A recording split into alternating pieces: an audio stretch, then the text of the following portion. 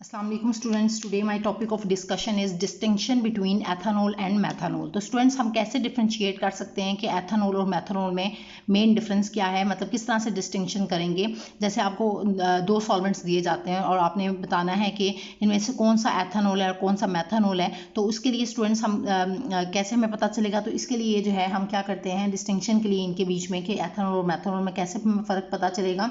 तो इसके लिए स्टूडेंट्स हम क्या करते हैं, हम आइडोफॉर्म टेस्ट करते हैं। क्या करते हैं हम? आइडोफॉर्म टेस्ट करते हैं। तो इसमें क्या होता है आइडोफॉर्म टेस्ट में, ये मैं अब आपको एक्सप्लेन करूंगी। तो होता ही है कि एथेनॉल और मैथनॉल इन दोनों का हम रिएक्शन करवाते हैं, ठीक है। तो आप सबसे पहले ले लेते हैं एथेनॉल C2H5OH, ये आपके पास एथेनॉल होता है, और मैथनॉल क्या होता है CH3OH, ठीक है। अब हम क्या करते हैं, आइडोफॉर्म टेस्ट क्या होता है कि इसमें हम आयोडीन के साथ इसका रिएक्शन करवाते हैं in the presence of NaOH, ठीक है। ये बेस होती है NaOH, ठीक हो गया।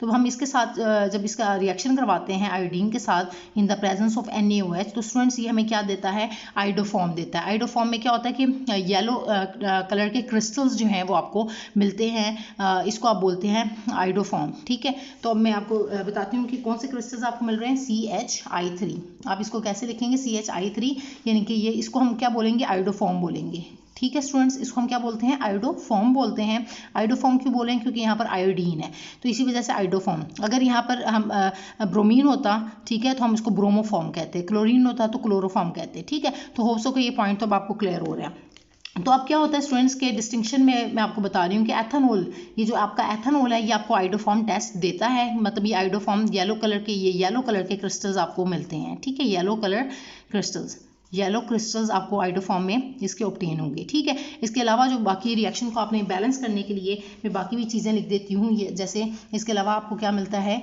सॉल्ट ऑफ एन एसिड, ठीक है, sodium salt of N acid, ये आपका कार्बोक्सिलिक एसिड होता है, उसका सोडियम सॉल्ट जो है अगर हम लें तो इसका मतलब सॉल्ट सोडियम से रिप्लेस कर दें तो ये इसका सॉल्ट बन जाता है। तो सॉल्ट मिलता है सोडियम सॉल्ट ऑफ एसिड, ठीक हो गया। इसके अलावा आपको थर्ड चीज़ जो है वो क्या ऑब्टेन होती है इस रिएक्शन में, सोडियम आयोडाइड मिलता है, ठीक है। रिएक्शन को हम बाद में बैलेंस भी करेंगे, सोडियम आयोडाइड भी इसके अलावा आपको मिलता है, और साथ में वाटर मॉलिक्यूल जो हैं वो भी ऑब्टेन होते हैं, ठीक है। यहाँ पर मैंने लिख दिया H2O। अब स्टूडेंट्स इस रिएक्शन को हम बैलेंस भी करेंगे, लेकिन मैं आपको बता दूं कि इनके दरमियान में डिफरेंस क्या है, कैसे डिस्टिंक्शन हम करेंगे एथेनॉल और मैथनॉल में। कि आपको जो एथेनॉल है, ये आपका जो एथेनॉल है ये आपको आइडोफॉर्म देता है, यानी कि येलो कलर के क्रिस्टल्स आपको मिलते हैं। जबकि जो आपका मैथनॉल है, जब हम इसका रिएक्शन करवाते हैं तो क्या होता है कि ये आपको आइडोफॉर्म टेस्ट नहीं देता, ठीक है। ये आइडोफॉर्म नहीं देता, मतलब इसमें येलो कलर के क्रिस्टल्स नहीं बनते। तो हम इसमें डिफरेंशिएट कर सकते हैं कि कौन सा हमारा एथेनॉल है और कौन सा मैथनॉल है। तो ये मैंने अभी आपको बताया स्टूडेंट्स, जब हम इसका रिएक्शन करते हैं आयोडीन और NaOH के साथ, तो तब आपको जो है वो ये रिएक्शन शो नहीं करता, मतलब आप लिख सकते हैं कि नो रिएक्शन, ठीक है। ये आइडोफॉर्म टेस्ट नहीं देगा, तो इससे आपको पता चल जाएगा, मतलब नो रिएक्शन मतलब no yellow precipitate, yellow crystals या आपको येलो प्रेसिपिटेट्स जो है सॉरी ये ऑब्टेन होते हैं, ठीक है। येलो PPTs जो हैं वो आपको ऑब्टेन होंगी, ठीक हो गया, येलो PPTs। तो अगर स्टूडेंट्स आपको येलो PPTs मिल जाती हैं या इनके आइडोफॉर्म बन जाता है, तो हम कहेंगे कि ये आपका जो है वो जो सॉल्वेंट है वो कौन सा है, एथेनॉल है, ठीक है। लेकिन अगर वो येलो कलर के प्रेसिपिटेट्स नहीं बनते, यहाँ पर आप लिख सकते हैं नो येलो PPTs, ठीक है, प्रेसिपिटेट्स। अगर येलो प्रेसिपिटेट्स नहीं बन रहे, अगर नहीं बन रहे तो मतलब ये मैथनॉल होगा।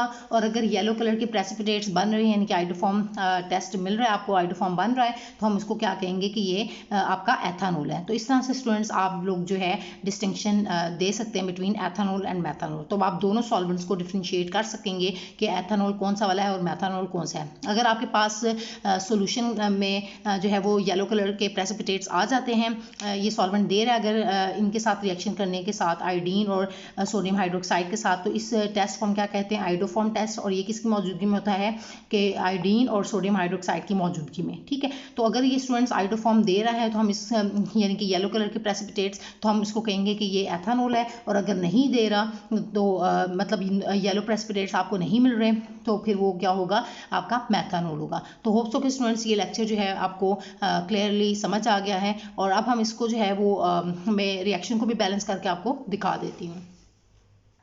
तो स्टूडेंट्स यहाँ पर हम क्या कर रहे हैं, रिएक्शन को भी हम बैलेंस करेंगे। 4 आयोडीन है और यहाँ पर हम कर लेते हैं 6 NaOH, ठीक है। और इस साइड पे जो है आप इसको बैलेंस करके मैं आपको भी दिखाती हूँ अभी।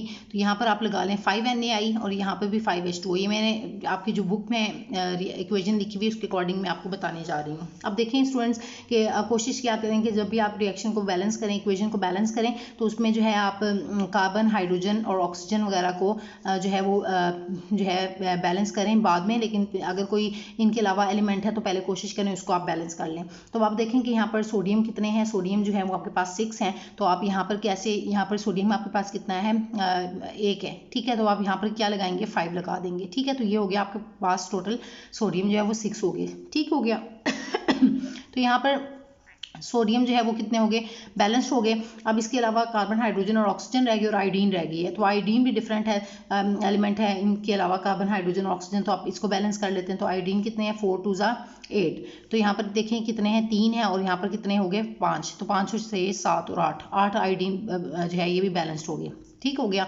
अब आपने कार्बन, हाइड्रोजन और ऑक्सीजन को बैलेंस करना है। तो आप यहाँ पर देखें कार्बन आपके पास कितने हैं, 2 हैं, ठीक हो गया।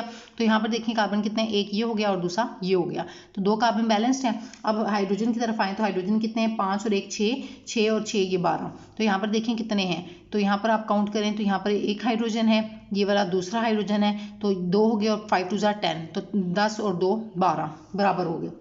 अब आते हैं ऑक्सीजन की तरफ। तो ऑक्सीजन यहाँ पर कितना है स्टूडेंट्स, 1 ऑक्सीजन है और यहाँ पर कितने हैं, 6। तो यहाँ पर अगर आप काउंट करें तो यहाँ पर कितने बनते हैं, 5 और ये 6वां और ये 7वां। तो इस तरह से ये आपके 7 ऑक्सीजन भी बैलेंस्ड हो गए। तो आपकी सारी इक्वेशन जो है स्टूडेंट्स बैलेंस हो गई है।